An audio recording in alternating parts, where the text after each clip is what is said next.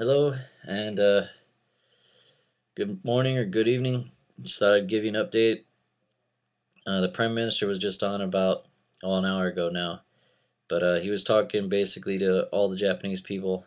There was a little bit of English translation, and then a whole bunch of his other colleagues, well, from other places like the Japanese meteorologists and the nuclear power plant people, and a couple of economy. What was it? Economy something. Economy and trades person who's responsible for all that. Um, but basically, the overall message that the prime minister had to say was that he was telling the Japanese people to keep up hope and to strive to you know make it a better place again, learn, help be positive, help people out, be generous and stuff like that to help out the best you can, and take this opportunity to get close with your family, make your family ties even stronger, and take this time to get even more close knit as a neighborhood, and your friends.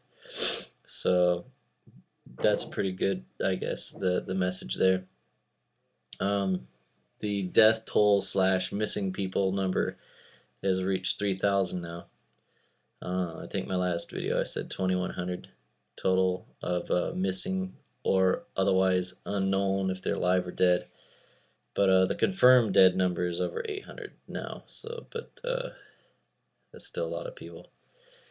Um, what else was it? Oh, the nuclear power plant thing. Um, the company, it's the same company, but they have two different facilities on the Pacific Coast line, and I think they're only a couple meters away, or a couple, I'd say about 100. I think it's 100 meters away from each other. I'm not sure. I'd have to look it up again. But they're basically saying that the number one reactor at one of their facilities had blown a gasket because of the hydrogen pressure. I think so. It caused an explosion.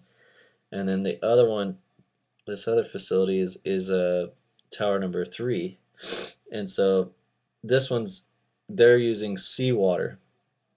All these power plants, these nuclear power plants, have to run on fresh water to keep everything running smoothly, and there's no clogging or anything like that from like ocean debris and the salt from the salt water clogging up everything and causing problems. Once salt water is introduced into the system, you can no longer use that system. It's not viable. So at this point, for this third reactors to cool it down, they're trying to cool it. They're doing everything they can to cool it down, and to keep it under control. But the problem that they're having is they got extreme air pressure that's building. Now, no matter what you hear, I mean, even at this time, they're still CNN saying, "Oh, the prime minister came on saying that they got everything under control." That's not the case, because the prime minister said, "Talk to the nuclear people." Nuclear guy came on. He says we're still building pressure, so it's not under control yet at this point. Um, they're trying to the economy guy and the power guy basically said, along with the prime minister, that from now on, is far because that nuclear meltdown thing could still happen for the number one that blew up, and the number three one that hasn't blown up yet, but it's bound to, because they can't figure out how to get to relieve the pressure off that tower. So it's still mounting. Um, they're gonna do planned brownouts. So they're talking about 3 hours, I guess, in different locations. But I think they're talking about between 6 and 10 p.m., 6 p.m. and 10 p.m. And the reason why I think they're picking that time is because most people get off work and everybody goes back to their apartments, and the first thing they do is turn on the lights because it gets dark here around 6 p.m.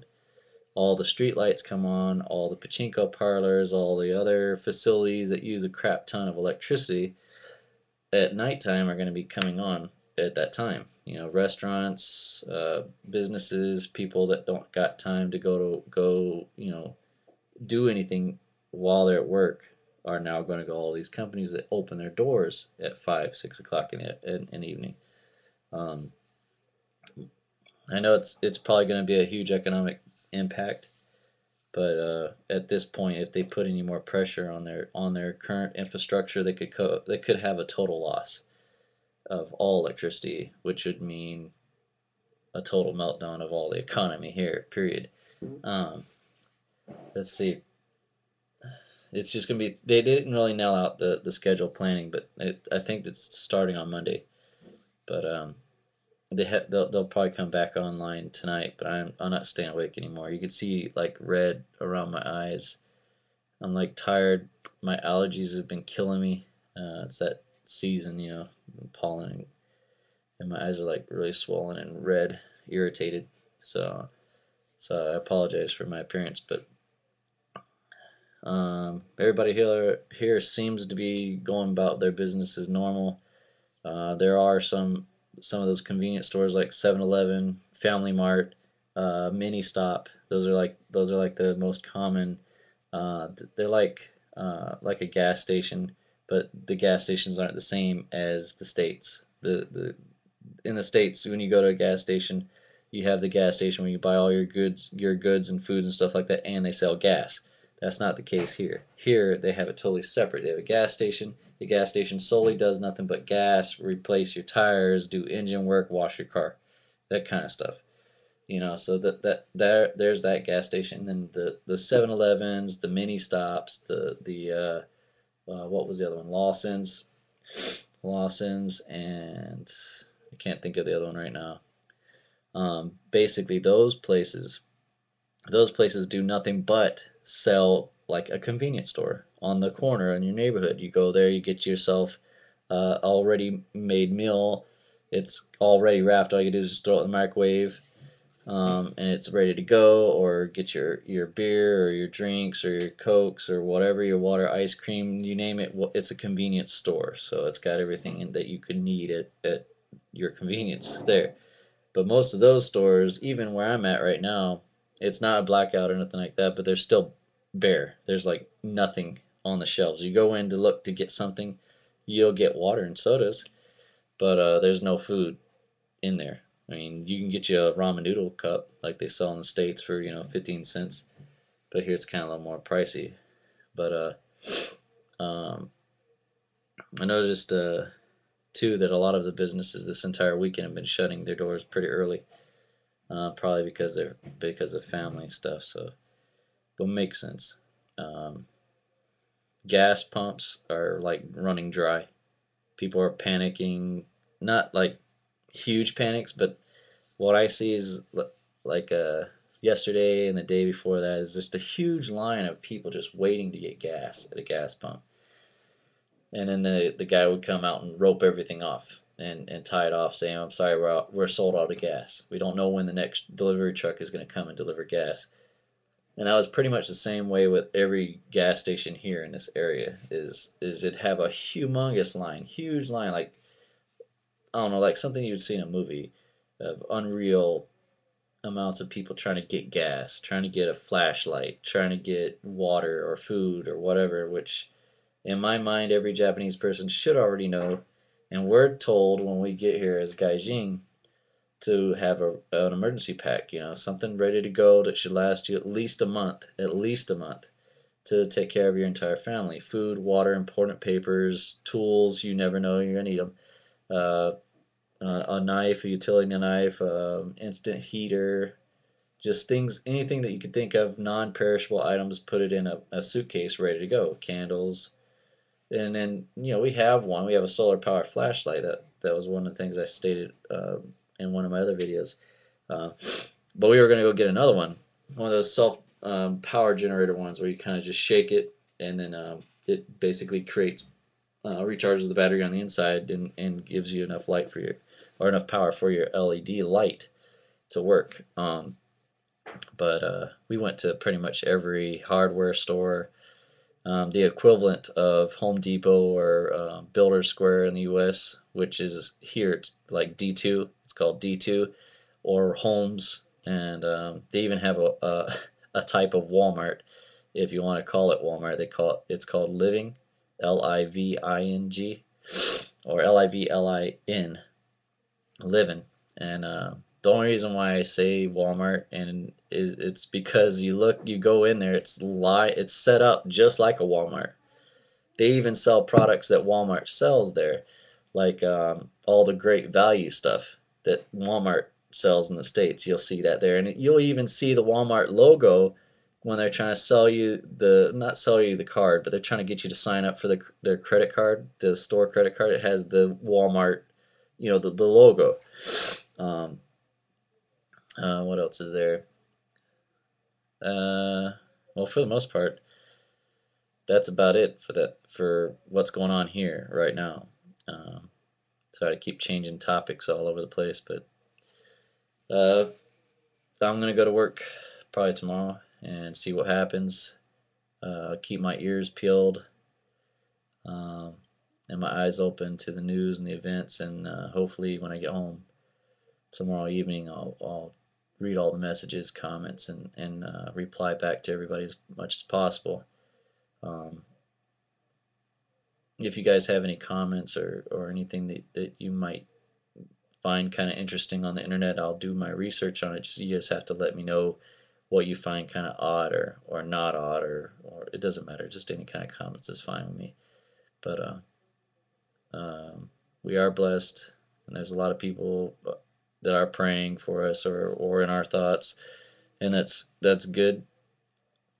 And there's a lot of people that are helping out by sending people or sending money or sending things to help out Japan in general. Um, as far as us, all we can do, uh, me and my family, is just help out our other family members that are here, and that's like they couldn't find gas at all. They couldn't get gas, but I knew a couple of gas stations, and we sent them to them.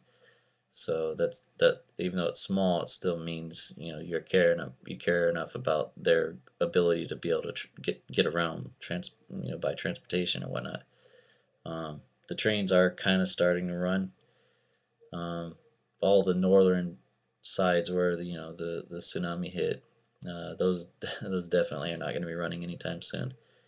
Um, but these brownouts, I don't know how long they're planning on lasting, but it seems to me that it might be lasting for a long time, especially if this next tower reactor number 3, if it does go catastrophic and a complete meltdown, and number 1 also does a meltdown, it's gonna be pretty massive. It's gonna wipe them both out. So I think they are both within each other's ranges. Their evacuation radiuses have been extended out. I'm trying to think. I think last I heard there was actually 9 people confirmed to have been exposed to radiation. So, and they're telling us, to if you're in that area, wear a hoodie and a mask and carry a wet towel. Like that's gonna help you. I really don't think so, but whatever. I mean, and then they're trying to explain. Some guy on CNN was trying to explain that the radiation levels was not that high. It's like a level you get like it's like a 600 something 600 rad. I don't know what the measurements are, but they're saying like a 600 is basically what you get for an X-ray if they're X-raying through your stomach. But right now, well, the last, not right now, but last they said or reported was 1,000 something, 1,100. That's almost double. That is almost double one X-ray of your stomach. But you get the everybody saying, "Oh, it's fine. Everything's fine," and that was on CNN here. Um, I don't buy any of that. There's the reasons why is because you have to think about how many Japanese people are on this island, and if you had everyone panicking, that's going to cause a lot. It'll be a lot more devastating than just the tsunami, in my mind. I mean, if you have millions of people panicking and causing problems, and you can't control it because you're trying to clean up a mess, and you're trying to find missing people and do a recovery, it's not going to work. So you can't tell the public, the general public, everything that you know because it causes problems. So, but I've went over my time. Sorry for running long-winded. I'm pretty sure you won't even get this far in the